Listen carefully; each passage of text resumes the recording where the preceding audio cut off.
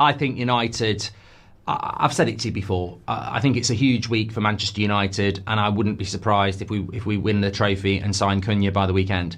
I feel that is possible. When you look at it, Delap probably makes his mind up after Sunday, if he hasn't made it already. Cunha has already made his mind up. It's just about when we announce it. I don't know what Wolves' last game of the season is. Are they away? That sort of makes me... Let's just focus on Cunha for a moment. I want to talk about the Xerxes story as well. So Crystal Palace are playing Wolves tomorrow night. And then their final game of the season is against Brentford. I just think what happened, and I don't have this information. Like, obviously, there is little bits we've had so far. I don't have this information. But this is just my 2 pennies worth. I think that Man United, 2 or 3 weeks ago, we were told by Fabrizio, a here we go was coming soon. Now, let's just analyse this very, very quickly. So, 2 or 3 weeks ago, Fabrizio says, we've got a here we go very soon coming with Cunha. 2 or 3 weeks later, we haven't. Last week, on Thursday, he says we've got a here we go coming really soon with Frimpong. It happens 2 days later. So I don't think Fabrizio Romano is the sort of guy that says a here we go is coming very soon and then waits a month. I think what happened is, and I know a lot of you agree with me, is we didn't expect to get past Bilbao. And I think if we'd lost to Bilbao, we would have had Cunha here we go.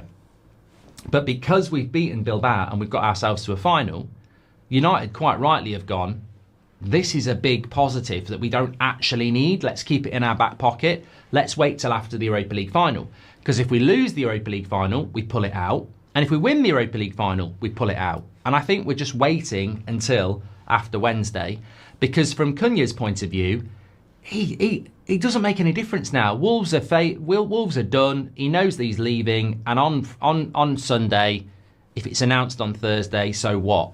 He'll either get booed or he'll get cheered, and he'll probably get cheered. Why wouldn't he get cheered? They're going to get good money out of it. He's going to leave. So I think it's...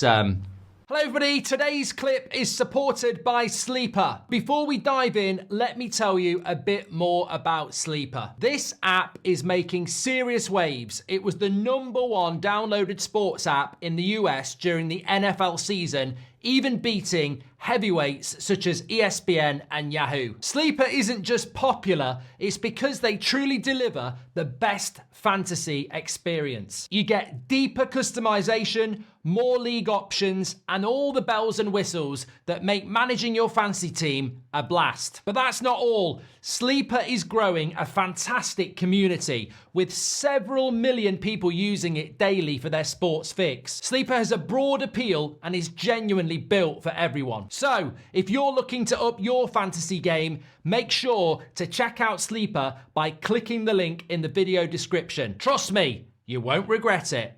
I think that's the case with Cunha, and I've said that for a while. And as the Hotometer says, 9 out of 10. I'm absolutely convinced he's going to be a United player. And there is absolutely no chat about anybody swooping in and hijacking that deal. So I think he's going to be a Manchester United player. What I do find interesting, and this is a little bit... I don't really want to be doing this, but look, it is a news show and we must cover the news. Yet another story. Now, there was one over the weekend, which I completely ignored, involving Xerxes and Italy. But there's another one. Corriere dello Sport. Inter Milan are set to make a loan offer for Man United Xerxes. Offer will include an option to buy for 35 million euros. And I sort of just go, why has all this started up again? Why has it all started up again? Like, correct me if I'm wrong, Xerxes was doing okay before he got injured. At Christmas, between August and Christmas, it was every bloody day an Italian club looking at him. And we know from certain journalists that's because his agent was doing stuff. And then in January, Xerxes said, I'm staying. And it went really quiet. And now it's starting up again. And I'm not saying it's his agent again, but I'm sort of like, why? This is the most uninteresting story out there. Xerxes committed himself to Man United. He's actually doing okay. He's now injured, which is a real shame because he would have been useful to have in the final. And we're getting stories about loan deals back to Italy. Now, can we just shut this down? Somebody at United needs to say, look, let's just shut this down. Let's get Xerxes to come out and say, I'm not going anywhere. Right at the start of May. Let's just shut it down, because I don't want another fucking few weeks of Xerxes to Italy stories. Because why? Why? It makes no sense. And why would we loan him either? He's only been here a year. Why would you loan a player with an option to buy to get your money back? It just doesn't make any sense. I'm calling nonsense on this. Unless the player's unsettled and actually wants to go back, which it doesn't look like he does when you look at his socials, I just think he's had a tough first year. He's actually come out of it quite well.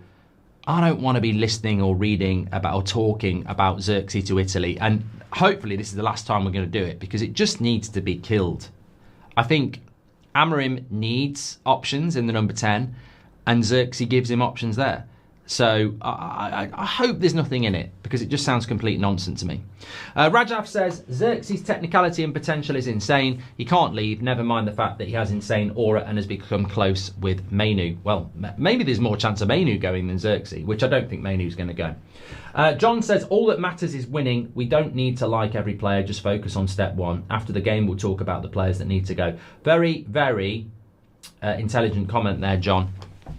I mean, one thing I will say, and I do think that this, obviously, I'm not going to delve too much into the exit, because obviously this player could hopefully have a big part to play on Wednesday. But I do think that I've always said I'm 50-50 about Garnacho leaving Man United. And I think if he doesn't start the final, I can see him going. Because I think that I was thinking about this, and it's not negative. You know, I like Garnacho. I think it will be a mistake to let him go.